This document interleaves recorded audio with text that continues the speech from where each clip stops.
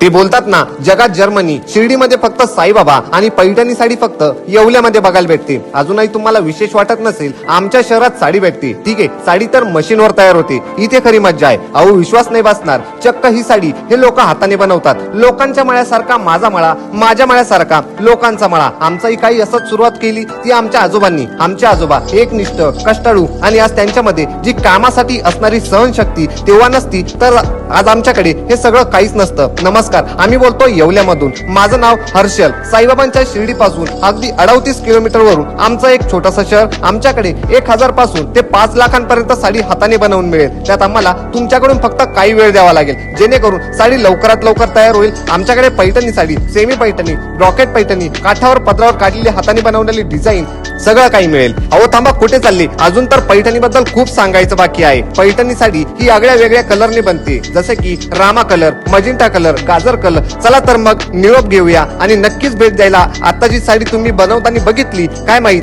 तीच तुमची वाट बघत असेल.